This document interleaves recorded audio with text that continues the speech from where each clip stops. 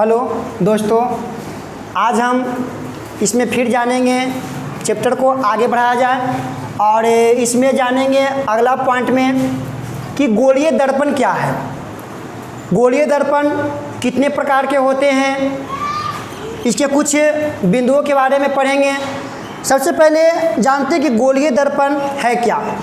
तो गोलीय दर्पण कहता है कि दर्पण जिस गोले का भाग होता है, जैसे मान लिया जाए ये हम एक गोल पाड़ा है ना, गोलीय दर्पण कहता है कि दर्पण जिस गोले का भाग होता है ना, या जिस खोखले पारदर्शी गोले का भाग होता है उसे हम गोलीय दर्पण कहते हैं।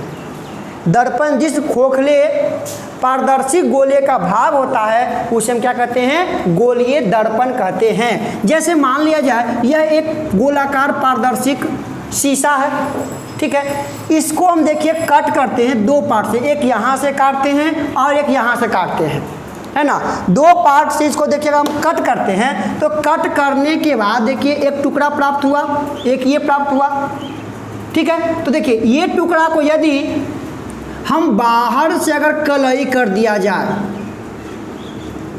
ठीक है, हम बाहर से यदि कलई कर दिया जाए, अभी तक क्या था, ये पारदर्शिक माध्यम था, पदार्थ था, वस्तु है।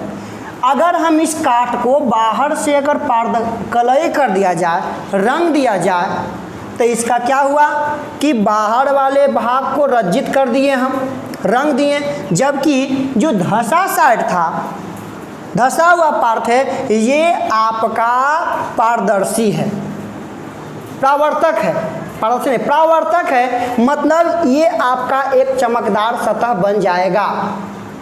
तो इससे एक दर्पण प्राप्त हुआ। और यदि यही पार्ट को हम अंदर से रंग दिया जाए, कलई कर दिया जाए, तो इसका जो परावर्तक पार्ट होगा वह बाहर वाला होगा, है ना। तो मतलब गोलीय दर्पण से जो हम दर्पण प्राप्त करते हैं वह कितने प्रकार का होता है, दो प्रकार का होता है, ठीक है। इसमें कुछ देखिए, जैसे कि गोला है तो गोला में एक केंद्र होगा, गोला है केंद्र होगा, इसका देखिए व्यास होगा, ये इसका सेंटर कहलाएगा, ये इसका ओ हो जाएगा, त्रिज्या होगा, है कि नहीं, कुछ बिंदुएं इसमें होगा।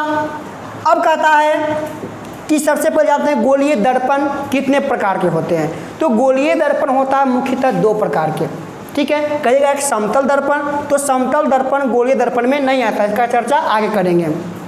गोलीय दर्पण दो प्रकार के होता है। देखिए यदि हम गोलाकार पार्ट को इस टाइप से काट करके यदि बाहर से रंजित कर दिया जाए, तो हमें जो प्राप्त होता है यह प्राप्त होता है अवतल दर्पण, अवतल दर्पण, है ना, अवतल दर्पण प्राप्त होता है, ठीक है। और अगर हम अंदर से रंग दिया जाए, अंदर से रंग दिया जाए तो हमें प्राप्त होता है उत्तल दर्पण,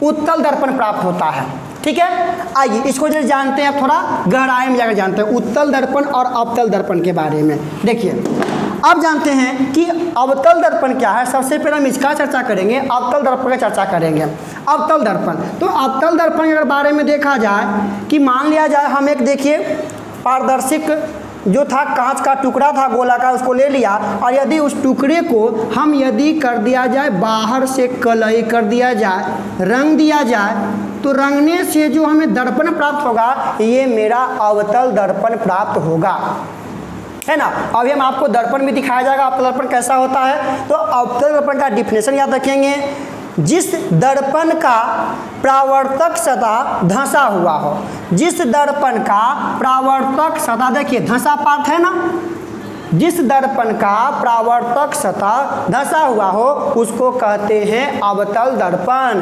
इस टाइप से बना लेंगे हाथ को, कहेंगे इस पार्ट अगर इधर से रंगा हुआ हो, परावर्तक सतह धंसा हो, तो इधर वाला आपका हो जाएगा अवतल दर्पण, ठीक है, और इधर वाला आपको क्या हो जाएगा, उत्तल दर्पण। तो पहले जानते हैं अवतल दर्पण के बारे में कि अवतल दर्पण क्या है। तो अवतल दर्पण वैसा दर्पण जिसका परावर्तक सतह धंसा हुआ हो, है ना। देखते हैं, हम आपको दिखाते हैं अवतल दर्पण के, देखिए देखिए अवतल दर्पण है ना, ये जो आपका है यह एक अवतल दर्पण है, दर्पण जिसका एक भाग आपका रंगा हुआ होगा। अगर इसको पीछे कर देखते हैं, देखिए इसका एक भाग क्या है, रंगा हुआ है, एक पार्ट रंगा हुआ है, इसमें अब इसका एक पार्ट देखिए रंग दिया। जो रंगा हुआ भाग क्या होता है, उभरा हुआ है ना, इसका भाग एक उभरा हुआ है और जो परावर्तक सतह है इसका क्या भाग धंसा हुआ है। ठीक है, तो जिस दर्पण का बीच का भाग धंसा हो अर्थात परावर्तक सतह धंसा हुआ हो उसको हम अवतल दर्पण कहते हैं। ठीक है, आइए अवतल दर्पण से संबंधित पहले कुछ मुख्य बिंदुओं को हम जानते हैं। अवतल दर्पण हम जान गया जिसका परावर्तक सतह क्या हो, धंसा हुआ हो। देखते हैं कुछ बिंदु, सबसे पहले ध्रुव के बारे में देखते हैं अवतल दर्पण में।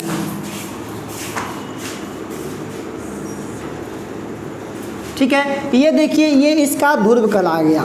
ध्रुव जो होता है दर्पण का मध्य बिंदु, दर्पण के मध्य बिंदु को हम ध्रुव कहते हैं, जिसको हम P से सूचित करते हैं। ठीक है ना, दर्पण का जो मध्य बिंदु होता है उस दर्पण के मध्य बिंदु को हम ध्रुव कहते हैं। यदि दूसरी बात लिया जाए वक्रता केंद्र, तो वक्रता केंद्र जैसे कि दर्पण को हम काटा तो दर्पण क्या था, एक खोखले गोले का भाग था।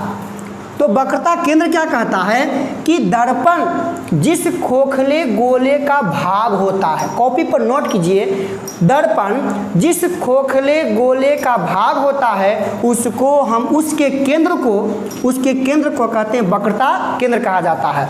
दर्पण जिस खोखले गोले का भाग होता है उसके केंद्र को हम क्या कहते हैं, वक्रता केंद्र। मान लिया जाए कि ये दर्पण का जो गोला था उसका यह केंद्र है ना, तो यही दर्पण क्या कहता है, वक्रता केंद्र कहलाता है। इसको हम कहते हैं ध्रुव कहते हैं, है ना, और ये आपका हो जाएगा वक्रता केंद्र हो जाएगा, वक्रता केंद्र हो गया। ठीक है, जिसको हम डिनोट करते हैं किससे, C से सूचित किया जाता है। नेक्स्ट देखते हैं वक्रता त्रिज्या। तो वक्रता त्रिज्या क्या होता है कि दर्पण में ध्रुव से केंद्र तक की दूरी को हम त्रिज्या कहा जाता है। तो वक्रता त्रिज्या कहता है क्या कि दर्पण जिस गोले का भाग होता है उसकी त्रिज्या दर्पण की वक्रता त्रिज्या कहलाती है।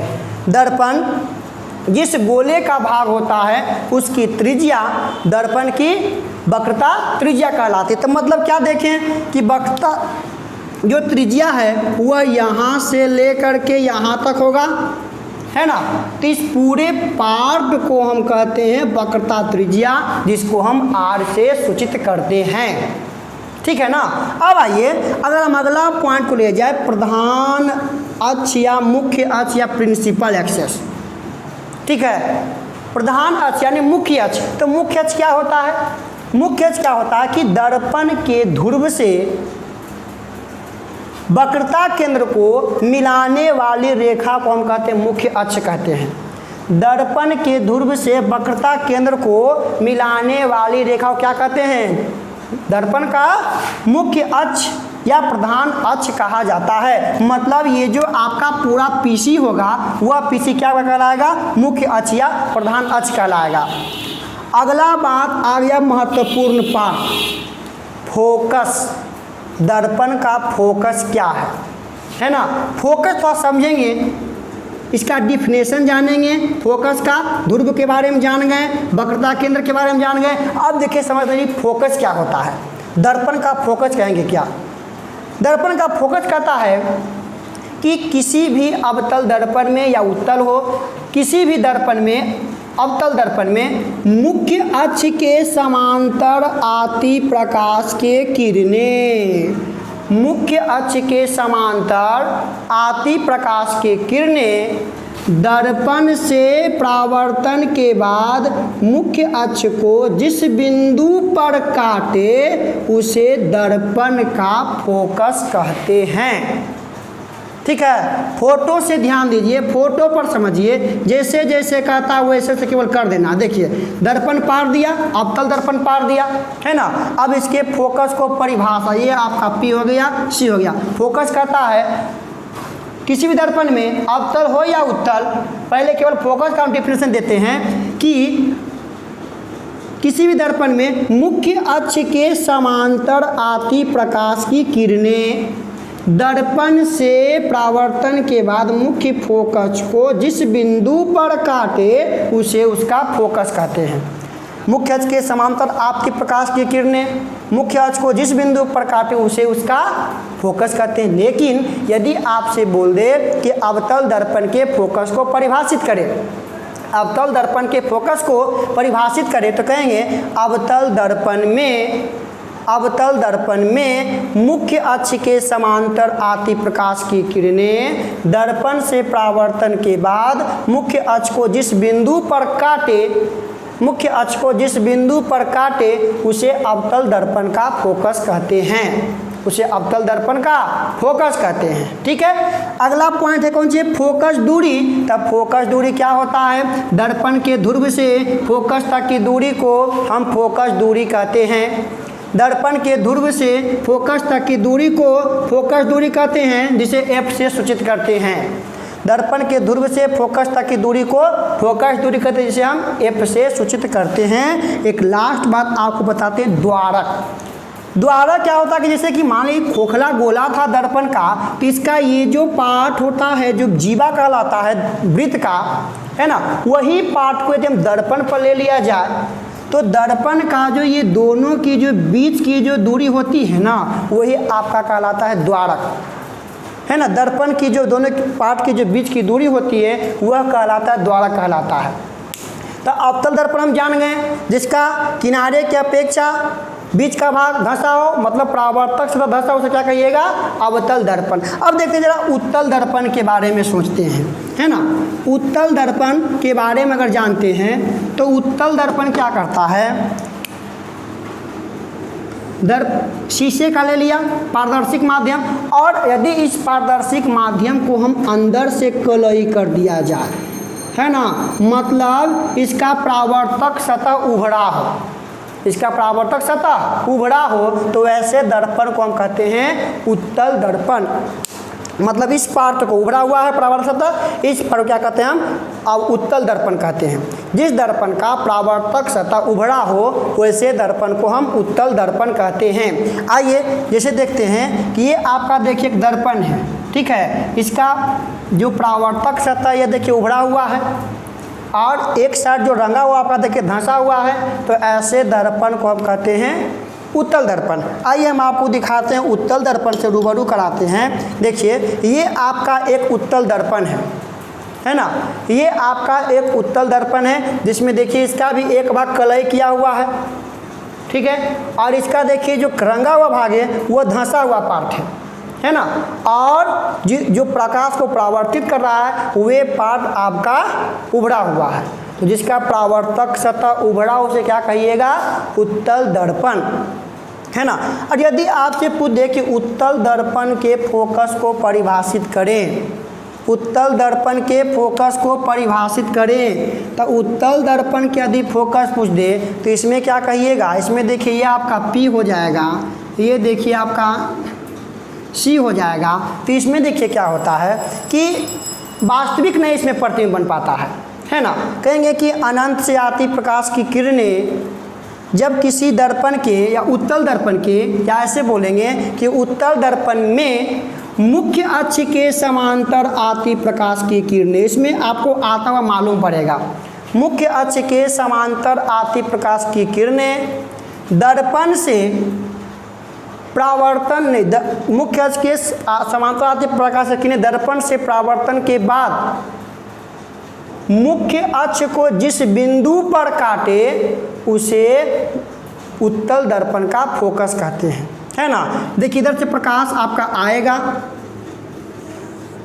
लेकिन प्रकाश आया इधर से और आपको डायरेक्टली परावर्तन नहीं होगा, ठीक है, आपको प्रकाश जो है अनंत से आता हुआ दिखाई देगा। तो जहाँ से आपको दिखाई देगा ना वही पार्ट को हम क्या कहते हैं? इस उत्तल दर्पण का फोकस कहा जाता है। तो उत्तल दर्पण का फोकस अनंत से आती प्रकाश की किरणें जब मुख्य अक्ष के समांतर आती है तो दर्पण से परावर्तन के बाद मुख्य अक्ष को जिस बिंदु पर काटता हुआ मालूम पड़े उसे उत्तल दर्पण का फोकस कहते हैं, ठीक है। ये दर्पण के बारे में जाना, कुछ बिंदु इसको पढ़ें। एक और यदि हम चर्चा किया जाए समतल दर्पण के बारे में, ठीक है। समतल दर्पण क्या होता है? घर पर देखते होंगे आईना जो लगा हुआ होता है वो आपका समतल और उत्तल का अवतल का मिक्स होता है, लेकिन ज़्यादातर समतल दर्पण ही होता है। समतल दर्पण देखिए क्या होता है कि सीधा है ना, जिसका कोई भी परावर्तक सतह ना ही धंसा होगा ना ही उभड़ा होगा, वैसे दर्पण को समतल दर्पण हम कहते हैं। देखिए इसका एक भाग को हम कलई कर दिया जाता है, ठीक है, ये आपका बन गया समतल दर्पण। समतल दर्पण में एक गुण होता है कि समतल दर्पण में जितना वस्तु दर्पण से वस्तु की दूरी और प्रतिबिंब की दूरी दोनों आपस में बराबर होता है ना। समतल दर्पण में वस्तु की दूरी और प्रतिबिंब की दूरी आपस में बराबर होता है। और याद रखिएगा वस्तु दूरी बराबर प्रतिबिंब दूरी, ठीक है, वस्तु दूरी बराबर प्रतिबिंब दूरी इस पर हो जाता है आपका। दूसरी बात कि समतल दर्पण में वस्तु का प्रतिबिंब बराबर, जितना बड़ा आपका वस्तु रहेगा उतना बड़ा आपका प्रतिबिंब बनेगा, ठीक है। और इसमें जो प्रतिबिंब बनता है समतल दर्पण में वह पार्श्विक रूप से उल्टा होता है। यदि समतल दर्पण के सामने कोई आप अक्षर लेकर के आते हैं तो आपका यदि आर रखा हुआ है, इस टाइप से आर रखते हैं तो ये आर, ये पट्टी आपका उल्टा बनता है ना, ये आपका पार्श्विक रूप से क्या बनेगा? उल्टा बनेगा समतल दर्पण में। और यदि समतल दर्पण में कोई भी प्रकाश के किरणों को अगर हम लंबवत अगर बांटते हैं, मान लेते हैं कि एक समतल दर्पण है, शुरू वीडियो में आपको प्रकाश के परावर्तन बताए थे, यदि हम समतल दर्पण में किसी भी किरण को लंबवत अगर डाल देते हैं तो जानते हैं क्या होता है? उसका परावर्तन नहीं हो पाता है ना। समतल दर्पण में जब कोई प्रकाश से किरण लंबवत पड़ता है उसका परावर्तन होता है, टकराता है, उसी माध्यम में प्रकाश वापस चला जाता है। इस स्थिति में आपतन कोण और अपवर्तन कोण का निर्माण नहीं हो पाता है, अर्थात इसमें होता है क्या? कोण आई बराबर कोण आर, दोनों का वैल्यू क्या होता है? 0 होता है। यदि किसी भी दर्पण पर प्रकाश के लंबवत पड़े तो उसमें साइन कोण आई और कोण आर का मान क्या होगा? 0। आपतन कोण और परावर्तन कोण का मान 0 हो जाएगा, ठीक है। कब? जब किरण आपका लंबवत 90 डिग्री सीधा पड़े तब। समतल दर्पण याद रखिएगा, वस्तु दूरी बराबर प्रतिबिंब दूरी, वस्तु पार्श्विक रूप से उल्टा बनेगा, जितना दूरी पर वस्तु है उतना दूरी पर आपका प्रतिबिंब बनेगा, वस्तु के आकार प्रतिबिंब के आकार के बराबर होगा, ठीक है। तो ये था जाने इसमें दर्पण के बारे में कुछ जाने।